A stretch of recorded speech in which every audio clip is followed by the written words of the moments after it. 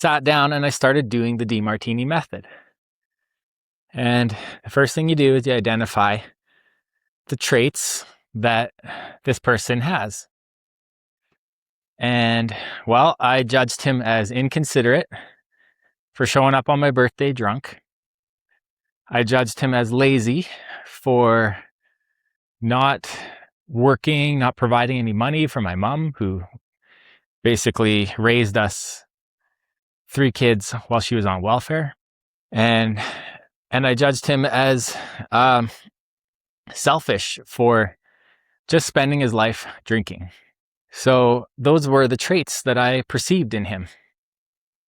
And, you go through and you ask specific questions. And these are very counterintuitive. They're very targeted. Each question is based on a universal principle.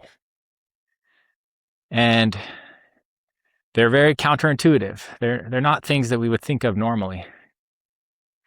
And so I'm going through the process. And I'm trying because, you have to dig. These questions don't come easy. If you're going to have a huge breakthrough, you probably would have already had it already. So these questions cause you to ask or to think differently, to think in ways that, we don't naturally do.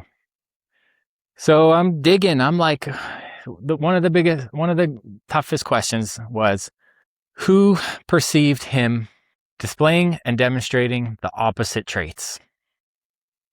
All right, who perceived him doing the opposite traits? How the hell am I supposed to know that? My brain just wanted to say no, there was nobody, right? But you can't give up. So, this was for my son. This is for my family. I wanted to get this worked out. So I kept thinking, who could have seen him do the opposite? Like unselfish, caring, considerate, and I'm like, maybe my mom when I was a baby, like my sister, and I'd only met him 3 times and it couldn't have been longer than 20 minutes or half an hour in time total. And then suddenly this picture came to my mind, looking from the sky down on him while he was walking toward our house on my 16th birthday. He had a limp. He had polio as a child, so he had a withered leg. And I could see him in my mind hiking his sorry ass to my house from the bus stop, coming to see me. And then I realized that I had seen him do the opposite. He remembered my birthday and he found out where I lived. And he was basically crippled, somewhat crippled. And he took his self all the way across town to where I lived on the bus and came to see me.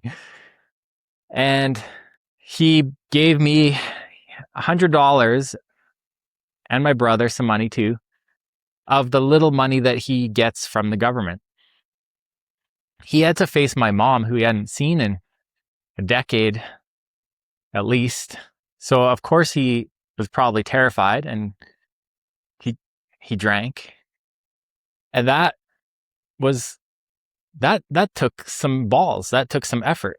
So he was considerate enough to remember my birthday. He was hardworking enough to make it there in the afternoon. And he was unselfish enough to give me some of his money that he had.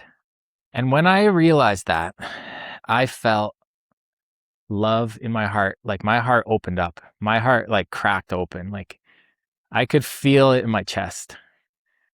And I got tears in my eyes. And that was the first time I'd ever felt love from my father. And it was beautiful. It was beautiful. It was a beautiful feeling.